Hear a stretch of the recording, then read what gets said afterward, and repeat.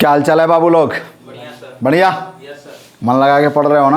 Yes sir. ये तो पुरानी लाइन हो गई, अब कुछ नया बोले क्या सर? चलो, उम्मीद करते हैं आप सभी लोग अच्छे होंगे और अपनी पढ़ाई के लिए तत्पर होंगे, मेहनत कर रहे होंगे और अपने सपनों के लिए 100% निरंतर प्रयासरत होंगे। चलिए, पिछले क्लास में, पिछले लेक्चर में हम लोगों ने लुईज स्ट्रक्चर के द्वारा ऑक्सीडेशन नंबर ज्ञात करने के लिए पहले पढ़ चुके हैं और उसमें हम लोगों ने बॉन्ड के बारे में पढ़ा है। किसके बारे में पढ़ा है? बॉन्ड। बॉन्ड क्या होता है इसके बारे में। तो कोवैलेंट बॉन्ड में हमने क्या पढ़ा, याद आ रहा है? कुछ पढ़े हो ना? याद करो, याद करो, जल्दी जल्दी सोचो, जल्दी सोचो। क्या बॉन्ड के बारे में पढ़े हो? तो सबसे पहले पोलर बॉन्ड और नॉन पोलर बॉन्ड। याद आया कुछ? अच्छा, कुछ लोग वीडियो नहीं देखे हो तो डिस्क्रिप्शन में लिंक दिया गया है, आप वीडियो देख लें और फिर क्लास ज्वाइन करेंगे तो बहुत मज़ा आएगा। रिक्वेस्ट है आपसे, वीडियो पुराना वीडियो ज़रूर देखें और तभी नया वीडियो देखें। लेक्चर नंबर 4 था, अभी लेक्चर नंबर 5 है, ठीक है? तो लेक्चर 4 जाके प्लेलिस्ट में वीडियो दिया गया है या डिस्क्रिप्शन में लिंक है लेक्चर नंबर 4 का, आप ज़रूर देखें लेक्चर नंबर 4, ठीक है? चलिए, तो आज पोलर बॉन्ड पिछले क्लास में पढ़े थे, नॉन पोलर बॉन्ड पढ़े थे और कोऑर्डिनेट बॉन्ड पढ़े थे। पोलर बॉन्ड क्या होता है? तो असमान प्रकार के एटम से बनेगा, अनलाइक एटम्स होंगे। नॉन पोलर क्या होगा? तो लाइक एटम्स के बीच जो बॉन्ड बनेगा, लाइक एटम समझ रहे हैं ना, एक जैसा होना चाहिए, तो वह नॉन पोलर बॉन्ड होगा। जैसे H2 मॉलिक्यूल बनता है तो उसके बीच कौन सा बॉन्ड होता है? Non polar. समझ में आ रहा है ना? उसी तरह से O2 मॉलिक्यूल बनता है तो उसके बीच कौन सा बॉन्ड होता है? Non polar bond. क्लियर है ना? लेकिन पोलर बॉन्ड में जैसे HCl बनता है तो हाइड्रोजन और क्लोरीन अलग अलग एटम्स हो गए, डिफरेंट टाइप ऑफ एटम्स हो गए, अनलाइक एटम्स हो गए, तो इनके बीच जो बॉन्ड बनता हो क्या होता है भाई? Non polar. ये सारी चीज़ें हम पढ़ लिए थे। कोऑर्डिनेट बॉन्ड में क्या होता है भाई कि एटम लिया, ज़रूरत पड़ा था, फिर वापस करेगा, तो एरो मार्क से डिनोट किया था, उसको कोऑर्डिनेट बॉन्ड कहते हैं। अब जो समझ में आ रहा है ना, ये सारी चीज़ें ऑलरेडी हम लोग केमिकल बॉन्डिंग में भी पढ़ चुके हैं। ये सारी चीज़ें कहाँ पढ़ चुके हैं? केमिकल बॉन्डिंग चैप्टर में, केमिस्ट्री का फर्स्ट पार्ट का 4th चैप्टर। क्लियर? चलो, आज फिर इन्हीं बॉन्ड के आधार पर हमें कुछ रेडिकल्स में कैसे क्या निकालने हैं। क्या निकालना है भाई? Oxidation number. तो कुछ रेडिकल्स के ऑक्सीडेशन नंबर क्या होते हैं उनके बारे में हमें जानकारी ले लेनी है। क्लियर है ना? कुछ रेडिकल्स के ऑक्सीडेशन नंबर क्या होते हैं उनके बारे में जानकारी लेनी है। तो आगे बढ़े हम लोग। So let's our class start करते हैं हम लोग अपना क्लास। और पीछे आप लोग देख सकते हैं कि ये सारी चीज़ें हम लोग ऑलरेडी पढ़ लिखे चुके हैं। सारी चीज़ें कोऑर्डिनेट बॉन्ड यहाँ बताया गया आपको। इसके पीछे आप polar bond, non polar bond पढ़े हुए हैं, इसके पीछे आप पोलर बॉन्ड पढ़े हुए हैं। तो ये सारी चीज़ें हम लोग पढ़ चुके हैं, ठीक है? चलिए, अब आगे बढ़ते हैं। तो आज हम लोग पढ़ेंगे क्या? तो सबसे पहला एक एग्जाम्पल लेंगे कि आयन या रेडिकल पर उपस्थित आवेश ही उसका ओयन होता है। अब रूल आता है, इसके पीछे हम लोग कितना रूल पढ़ चुके हैं, याद है ना? रूल कितना पढ़ चुके हैं हम लोग? इस क्वेश्चन के पहले याद कीजिए, रूल नंबर 10 पढ़े थे। Rule number 10। तो अभी रूल नंबर कितना चलेगा हम लोगों का? 11। Rule number 11। चलिए, रूल नंबर 11। रूल नंबर 11, ठीक है ना? अब देखिए, क्या रूल है भाई कि किसी रेडिकल पर चलो रूल देखो तो भाई, कह रहा है कि किसी रेडिकल को हिंदी में क्या कहते हैं बाबू? मुल्लक। मुल्लक पर मुल्लक या आयन, या डाल लो भाई, या आयन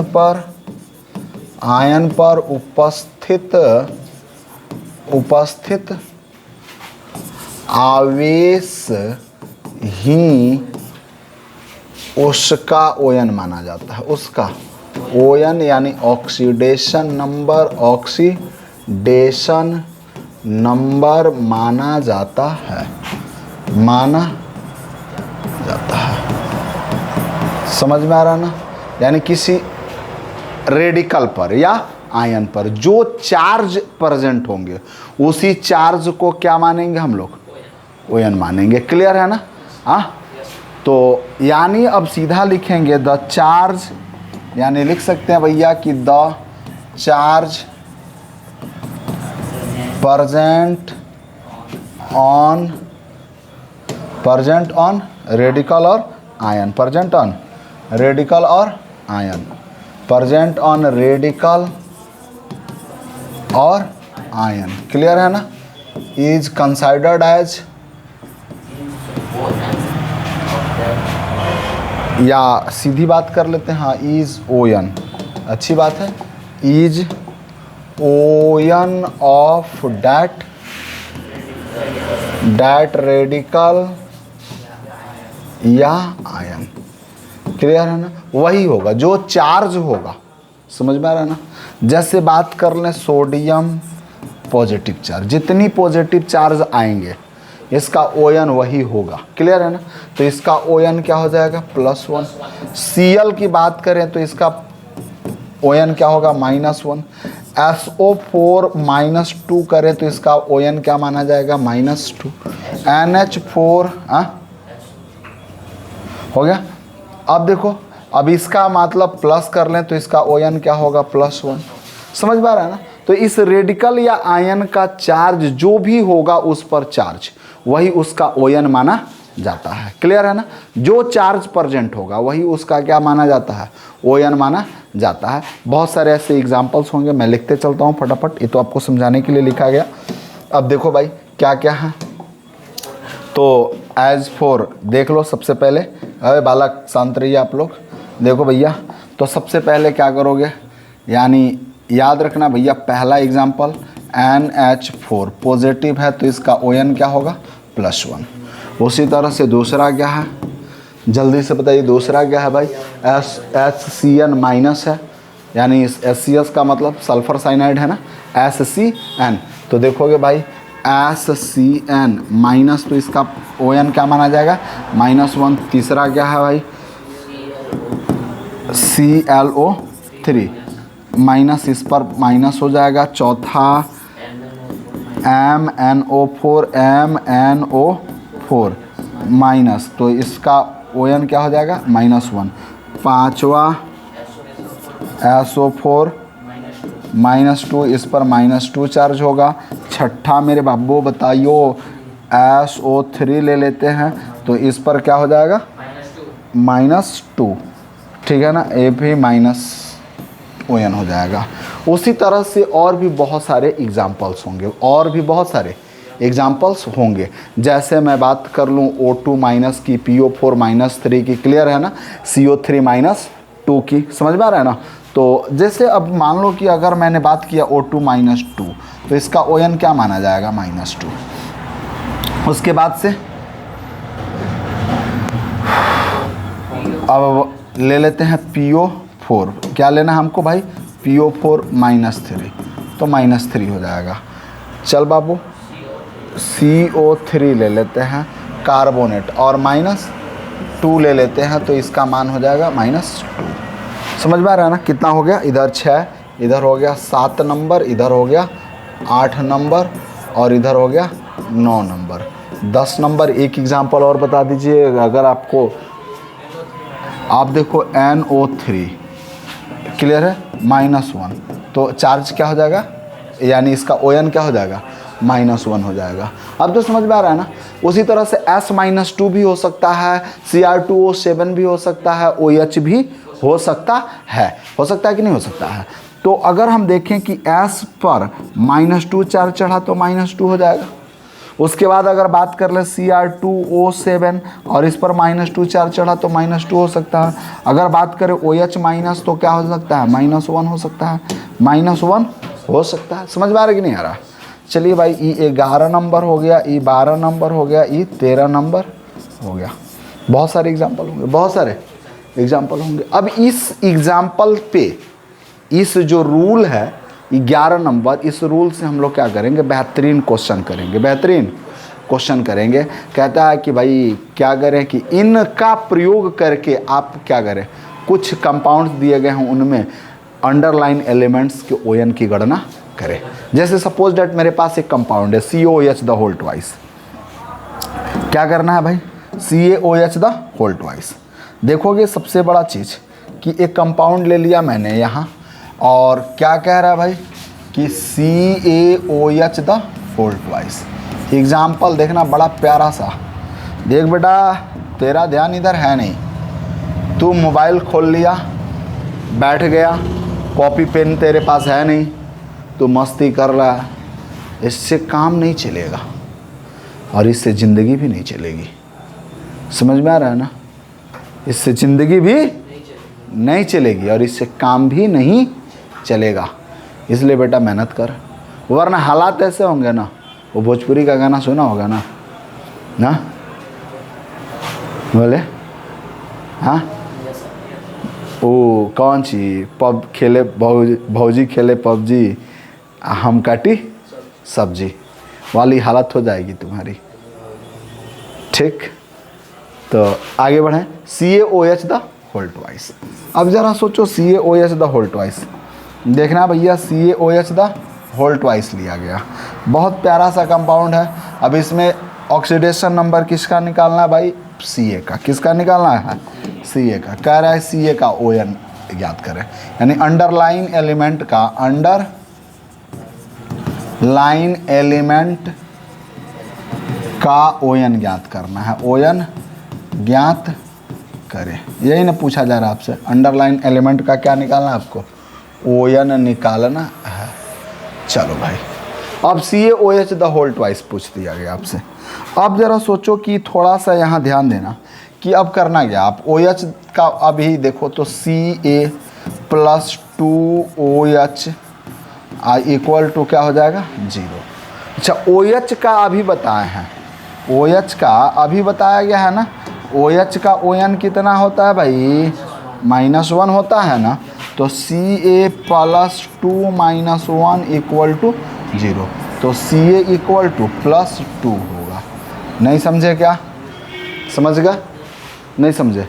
उसी तरह से एक और एग्जांपल ले ले, CaHCO3 the whole twice. CaOHCO3 the whole twice. Clear है कि नहीं क्लियर है? ले सकते हैं कि नहीं ले सकते हैं? ले सकते हैं। तो एक और एग्जांपल लेते हैं, प्यारा सा खूबसूरत सा। अगले पेज पे देखिएगा, पहले इसको आप नोट कर लीजिए भाई। ठीक है, pause the video, note it down please. जल्दी से वीडियो पॉज कीजिए, नोट कीजिए। हो गया? आगे बढ़ें।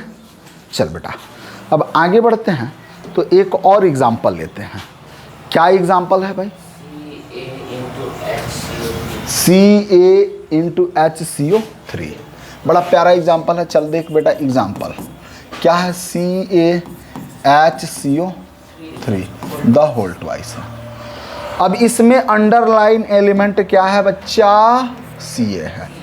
अब Ca का क्या निकालना है तुमको? ON निकालना है। तुम क्या करोगे? Ca plus 2H plus 2CO3 CO3 कर लेगा कि नहीं करेगा? नहीं समझ में आ रहा तो इसको छोटा कर ले यार। इसको क्या करो? CO3 छोटा कर लो। अब तो समझ में आ रहा है ना? इक्वल्स टू 0 करोगे। अब Ca प्लस हाइड्रोजन का पता है ना, +1 होता है। प्लस 2 CO3 का पता है ना। CO3 का क्या पता है बता भाई? CO3 का क्या पता है? अभी पढ़ के आए हो ना इधर से। देखो CO3 का -2 होता है। क्या होता है? -2 होता है। तो क्या लगाओगे भाई? -2 इक्वल टू 0। अब Ca प्लस 2 माइनस कितना हो जाएगा भाई? 4 इक्वल्स टू 0। तो Ca -2 इक्वल टू 0। तो Ca का कितना हो जाएगा भाई? +2 ON। नहीं समझे क्या? ऐसे ही और एग्जाम्पल ले लेते हैं हम, और एग्जाम्पल ले लेते हैं। चलो भाई, और एग्जाम्पल ले लेते हैं। ये हमारा दूसरा एग्जाम्पल रहा। एग्जाम्पल नंबर और हम 3rd नंबर लेते हैं। एक प्यारा सा खूबसूरत सा एग्जाम्पल क्या लेते हैं? CaCO3 ले लेते हैं। CaCO। अब आप कहोगे वो सर जी आपके पास केवल यही एग्जाम्पल बचा है और कुछ नहीं है, खाली कैल्शियम का है? हमने बेटा बहुत कुछ है। समझ में आ रहा है ना? अभी तो शुरुआत है, अभी शुरुआत है। Na2CO3 ले ले। चल भाई, Na2CO3 ले लेते हैं। अब इसको क्या करेंगे आप? तो 2Na करेंगे प्लस क्या करेंगे? CO3 करेंगे ना, इक्वल्स टू 0। अब 2 Na का निकालना किसका है भाई, Na का। क्या किसका निकालना है, Na का। इसमें अंडरलाइन कर लेते हैं, किसका निकालना है, Na का। तो 2Na प्लस CO3 का तुम्हें पता है -2 इक्वल टू 0। उधर जाएगा तो 2Na इक्वल टू +2। अब इधर जाएगा तो Na इक्वल टू +2/2 बराबर क्या हो जाएगा, +1। कैंसिल आउट होके +1, 2 नीचे जाएगा ना तो भाग हो जाएगा ना। नहीं समझे, समझ गए। तो अब हम कुछ क्वेश्चन देते हैं। क्या देते हैं भाई, क्वेश्चन। आपको घर पे करना है, वर्कआउट HW में करेंगे ना। 4-5 क्वेश्चन होंगे, बहुत ज़्यादा नहीं होंगे, ठीक है। कितने होंगे, 4-5 क्वेश्चन, ठीक है। तो आप HW ले लें प्यार से, बदमाशी नहीं, HW। क्या लेना आपको, HW। देखो भैया HW क्या क्वेश्चन है भाई, कि calculate the ON of underline element, underline elements, यानी लिखेंगे रेखांकित तत्वों के ON की गणना करें। ध्यान से देखना क्या है क्वेश्चन। अब इसमें फटाफट हम लोगों का क्वेश्चन नंबर फर्स्ट जल्दी से बता दो बच्चा। क्वेश्चन नंबर फर्स्ट लिखते हैं CaCO3। दूसरा अंडरलाइन कर लेते हैं Ca का। हाँ दूसरा बता भाई, Na2CO3 तो बना लिए हैं लोग ना, कुछ और बोल देता ना, KClO3 ले लेते हैं हम लोग, KClO3 ले लेते हैं किसका। उसके बाद से तीसरा ले लेते हैं ZnS का, निकालना किसका है, Zn का। चौथा क्या है भाई, H2SO3 CA3PO4 the whole twice, H2SO3 किसका निकालना है, H का, ठीक है ना। और पांचवा क्या है, CA3PO4 द होल ट्वाइस, किसका निकालना है, Ca का। किसका निकालना है, Ca का।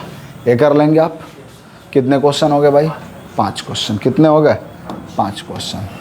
5 क्वेश्चन हो गए। कितने क्वेश्चन हुए भाई, 5। सिर्फ व सिर्फ 5 क्वेश्चन आप बनाओ और घर पे एंजॉय करियो, ठीक है। चलिए आप इसे नोट कर लें। चलिए हम साइड में हो गए, जल्दी से वीडियो पॉज कीजिए और नोट कीजिए। आगे बढ़ा जाए कि नहीं बढ़ा जाए, हाँ आगे बढ़ा जाए ना, यस सर। कोई दिक्कत। चलो अब आगे बढ़ते हैं हम लोग। तो कुछ ग्रुप्स आते हैं, क्या आते हैं बेटा, ग्रुप। और उन ग्रुप का ON अलग अलग होता है, उसके आधार पर भी क्वेश्चन बन सकते हैं। क्या बन सकते हैं, क्वेश्चन बन सकते हैं। समझ में आ रहा है ना। तो उन ग्रुप्स को मैं लिख ले रहा हूँ, उसके बाद फिर आगे बढ़ रहा हूँ। चलिए मेरे साथ कॉपी पेन निकाल लीजिए और लिखना शुरू कीजिए।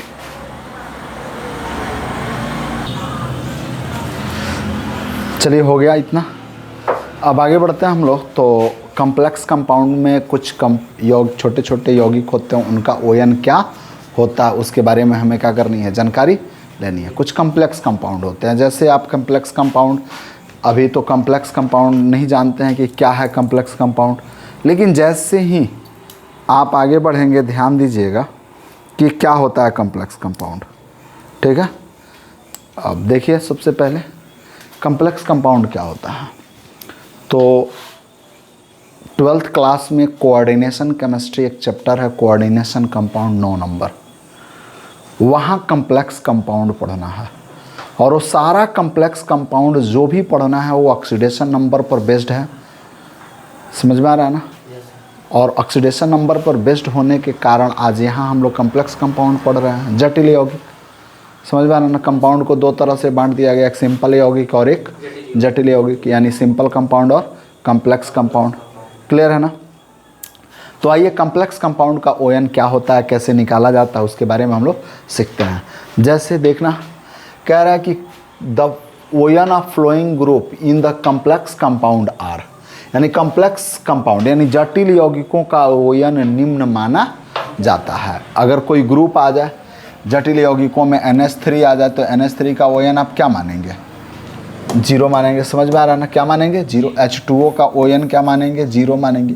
EN को कहते हैं इथाइलिन डाई एमीन, और इसका फार्मूला होता है और इसका ON क्या माना जाता है, जीरो माना जाता है। उसी तरह से PY को आ जाए तो पायरिडीन और इसका ON क्या माना जाता है, जीरो। साइनाइड का -1, क्लोरीन का -1, NO3 का -1, I का -1, OH का -1 पढ़ के भी आए हैं, OH का पहले, NO2 का -1, Br का -1, CNO ONO का -1। उसी तरह से बात करते हैं C2O4 -2 OS, OX को कहते हैं ऑक्जेलेट आयन, ऑक्जेलेट आयन, क्या कहते हैं, ऑक्जेलेट आयन। अब देखो SO4 का -2, SO3 का -2, H2O3 का -2, समझ में आ रहा है। उसी तरह से NH2 का +1, NO का +1, NO2 का +1। अगर कोई कम्प्लेक्स कंपाउंड है और एक कम्प्लेक्स कंपाउंड के अंतर्गत ग्रुप हैं, ये ग्रुप हो गया, समझ में आ रहा है ना, ये तो इनके ON निम्न माने जाएंगे, जो ऑलरेडी लिखा हुआ है, क्लियर है। जैसे एग्जाम्पल के तौर पे हम आगे बढ़ते हैं तो एक प्यारा सा खूबसूरत सा एग्जाम्पल लेते हैं, प्यारा सा खूबसूरत सा एग्जाम्पल लेते हैं। जैसे देख लेना भाई, एग्जाम्पल क्या है, प्यारा सा होगा, बहुत प्यारा सा एग्जाम्पल होगा। जैसे देखना सबसे बड़ी चीज़ कि एक एग्जाम्पल लेते हैं, यानी हमने लिया K4, उसके बाद लिया FeCN6 ब्रैकेट क्लोज, और इसमें कह रहा है कि सेंट्रल एटम दी गई है, Fe का क्या निकालना है आपको, ऑक्सीडेशन ज्ञात करना है, क्लियर है ना। यानी एक कंपाउंड है, कौन सा कंपाउंड है भाई, कम्प्लेक्स कंपाउंड। कौन सा कंपाउंड है, कम्प्लेक्स कंपाउंड, ठीक है। चलो देखो तो भाई क्या, कौन सा कंपाउंड है, कम्प्लेक्स कंपाउंड, यानी कम्प्लेक्स कंपाउंड है, यानी इसको कहते हैं जटिल यौगिक। क्या कहेंगे भाई, जटिल यौगिक। और इस जटिल यौगिक का ON ज्ञात करना है, का ON ज्ञात करना है। और ON किसका निकालना है भाई, तो जटिल यौगिक में, जटिल यौगिक में ध्यान देना, क्या निकालना है, जटिल यौगिक में केंद्रीय परमाणु, कौन परमाणु बाबू, केंद्रीय एटम का ON निकालना है, केंद्रीय एटम का। चलो भाई, केंद्रीय एटम का ON ज्ञात करना है। और केंद्रीय एटम के लिए आपको अभी सेंट्रल एटम समझ में नहीं आएगा, तो इसलिए अंडरलाइन कर दी गई। क्या कर दी गई भाई, अंडरलाइन, समझ में आ रहा है ना, वही सेंट्रल एटम है, जो अंडरलाइन है वह सेंट्रल एटम है, उसका ON आप कैसे निकालेंगे। तो देखेंगे सबसे पहले हम क्या करेंगे, इसके लिए हमारे पास एक ही तरीका है और कुछ नहीं है। हम सीधा लिखेंगे 4K + Fe + 6CN, 6CN, क्या लिखेंगे भाई, 6CN लिखेंगे, क्लियर है ना। और इक्वल्स टू 0 कर लेंगे। पोटेशियम का पता है क्या होता है भाई, +1 माना जाता है, प्लस Fe + CN का क्या माना जाता है, अभी पढ़ कर आए हैं ना, CN का देखिए पीछे कहीं माना गया है ना, क्या माना गया भाई, -1 माना गया, क्या माना गया, याद रहता है ना, देख लीजिए, -1 माना गया है। तो -1 इक्वल टू 0। अब Fe का निकालना है, तो 4 + Fe -6 इक्वल टू 0, तो Fe -2 बन जाएगा ना, इक्वल टू 0, तो Fe का कितना हो जाएगा, +2। नहीं समझ में आया, आया। उसी तरह से एक और एग्जाम्पल ले लेते हैं, एक और एग्जाम्पल ले लेते हैं, FeCN हो गया। इसी तरह से कोई और भी एग्जाम्पल ले सकते हैं, ले सकते हैं कि नहीं ले सकते हैं। जैसे हम एक एग्जाम्पल ले लें, अब ठीक है, किसका ले लें, K3CONO3, K3CONO3 एक एग्जाम्पल ले लेते हैं हम, कुछ भी आप जो भी बोल सकते हो, कोई दिक्कत नहीं है, ठीक है। तो अब जो इच्छा आप बोल दो, कोई दिक्कत नहीं है। या हम ले लें CONH3 the whole 4 bracket close, CONH3 the whole 4 bracket close. जैसे आप बोलें, फटाफट बताइए जल्दी से, कुछ भी एक एग्जाम्पल, ठीक, जल्दी बताइए, जल्दी बताइए। चलिए ले लेते हैं एक एग्जाम्पल, हम ले लेते हैं CONH3 हो गया ना, द होल 6 और फिर Cl3, ठीक है ना, प्यारा सा एग्जाम्पल है। इसमें निकालना किसका है, कोबाल्ट का। किसका निकालना है भाई, कोबाल्ट का। किसका निकालना है? कोबाल्ट का।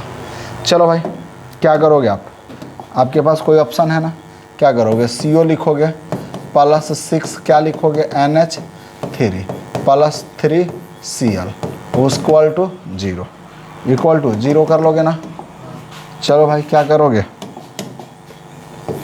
इक्वल टू 0 कर लोगे। अब देखो कोबाल्ट प्लस 6 NH3 का क्या पढ़ कर आए हो? अभी पीछे क्या पढ़ कर आए हो? देख लो भाई NH3 का क्या पढ़ कर आए हो? देखो तो उधर क्या लिखा गया है? 0, याद है?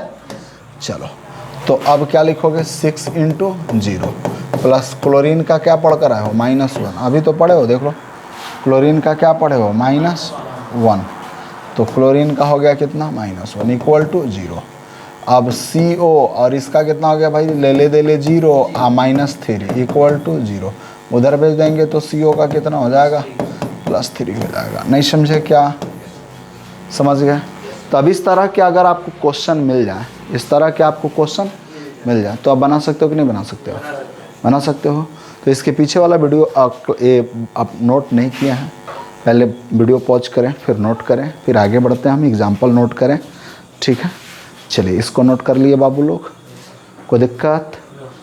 चलिए अब एग्जाम्पल नोट कर लीजिए फटाक से, इसको नोट कर लीजिए जल्दी से। हो गया? आगे बढ़े हम, पक्का? चलिए ये हो गया। अब इसी तरह से बहुत सारे आपको एग्जाम्पल मिल जाएंगे, बहुत सारे एग्जाम्पल मिल जाएंगे। जैसे मेरे पास एक और एग्जाम्पल है, मैं ले लेता हूँ CrEn द होल थ्राइस और Cl3 का ले लेता हूँ। एक और एग्जाम्पल ले लेता हूँ, एक और एग्जाम्पल मेरे पास। एग्जाम्पल क्या है? प्यारा सा देखो, कह रहा है Cr, ठीक है ना, En the whole thrice, En the whole thrice और Cl3 ब्रैकेट क्लोज, और कहता है कि भाई किसका निकालना है तुमको? Cr का निकालना है। अब आप करोगे क्या बताओ तो? क्या करोगे? Cr करोगे +3 En करोगे आप +3 Cl इक्वल टू 0। अब देखो En का क्या पढ़ कर आए हो? En का क्या पढ़ कर आए हो? देखो तो भाई इधर क्या पढ़ कर आए हो? En का 0 पढ़ कर आए हो ना। क्या पढ़ कर आए हो? 0। यही ना En है, यानी इसको क्या लिखना है? En ऐसे लिख लीजिए, कोई दिक्कत नहीं है। तो En का 0 पढ़ कर आए हो तो क्या लिखोगे? Cr +3 0 +3 -1 पढ़ रहे ना, इक्वल टू 0। अब देखो तो Cr +0 और -3 इक्वल टू 0। तो Cr का क्या मिलेगा? उधर भेज दोगे तो, यानी क्रोमियम का ऑक्सीडेशन नंबर कितना हो गया? +3। समझ में आ रहा है कि नहीं आ रहा? आ रहा है ना? तो ऐसे बहुत सारे आपको कंपाउंड मिलेंगे जिनका आप क्या कर सकते हो? ON ज्ञात कर सकते हो। क्लियर है ना? कोई दिक्कत? Any problem? चलिए तो अब आगे बढ़ते हैं। तो कुछ क्वेश्चन दिया जाएगा आपको, जिन क्वेश्चन को आपको क्या करना है? बनाना है। आप एग्जाम्पल नोट कर लें फटाक से। हो गया? चलिए आगे बढ़े हम लोग। तो अब कुछ क्वेश्चंस होंगे जिसको आपको घर पे बनाना है, ठीक है? चलिए क्वेश्चन क्या है ध्यान से देखिएगा। कुछ क्वेश्चन है यहाँ, कह रहा है कि निम्न कम्प्लेक्स कंपाउंड में सेंट्रल एटम यानी धातु का ON ज्ञात करें। इसमें से 1-2 क्वेश्चन आपको बना भी दिया गया, ठीक है ना? 7 क्वेश्चन है। 8वां क्वेश्चन और लिख लीजिए, 8 क्वेश्चन और भी लिख सकते हैं, कोई दिक्कत नहीं है। कितना क्वेश्चन हो जाएगा भाई? 8 नंबर क्वेश्चन बता दीजिए। 1-2 क्वेश्चन और बढ़ा दीजिए बच्चा लोग, ताकि घर पे बनाएगा। क्या बनाएगा? MnH2O द होल 6 बन गया है ना। चलिए और NaHSO4 बन जाएगा। हाँ चलिए बहुत अच्छा बात है, NaHSO4 हो गया। और 9 नंबर बता दीजिए बच्चा लोग के लिए। हाँ क्या ले लेंगे हम लोग? बताइए जल्दी जल्दी जल्दी। हाँ NiCO4 हो गया, और कुछ नहीं। चलिए 10 नंबर एक और क्वेश्चन, प्यारा सा खूबसूरत सा क्वेश्चन होगा।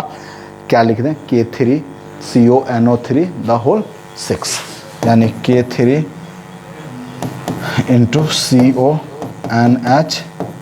The whole 6। और प्यारा सा इसमें किसका निकालना है? Oxidation number. इसमें Na का, इसमें निकल का, और इसमें CO का। उसमें सल्फर का नहीं निकलेगा बच्चा। आगे बढ़े। SO4 लेना है ना, सल्फेट अभी पढ़ कर आए हो -2। यहाँ सल्फर नहीं होगा बेटा, तुम गलत बोल रहे हो ना, सल्फर नहीं होगा, ठीक है? आगे बढ़े। तो एक क्वेश्चन पहले आप नोट करें, पहले क्वेश्चन नोट करें, फिर मैं एक एग्जांपल आपको और समझाता हूँ, ठीक है। चलिए क्वेश्चन नोट कर लीजिए बाबू। हो गया, क्वेश्चन नोट कर लिया आप लोग। प्यारा सा खूबसूरत सा क्वेश्चन है, बहुत सारा क्वेश्चन है। अब आप जिसे कहें, अब मैं एक और आपके सामने बना देता हूँ यहीं लाइव में। 8 नंबर बना दो। चलिए, तो 8 नंबर किधर है भाई? हाँ, यहाँ देखिए। हाँ, जो आप बोल रहे थे एरर, उसी को बना दो। 8 नंबर क्वेश्चन देखिए, सॉल्यूशन नंबर क्या करना है हमको? 8, यानी NaHSO4 लेना है, ठीक है ना। NaHSO4 इसका पता है, निकालना है। क्या करेंगे? Na + H + SO4 और इक्वल टू 0। अच्छा, सोडियम का पता नहीं, हाइड्रोजन का +1, सल्फर का कितना होता है भाई? यानी +1, और इसका क्या होता है भाई? -2 इक्वल टू 0। घट जाएगा तो Na -1 इक्वल टू 0। सोडियम का कितना हो जाएगा भाई? +1। नहीं समझे क्या? समझ गए? हाइड्रोजन का तो पहले से पढ़ कर आए हैं ना। हाइड्रोजन का ON क्या माना जाता है? नहीं समझ में आ रहा है? बच्चा लोग समझ में आ रहा है ना? कोई दिक्कत?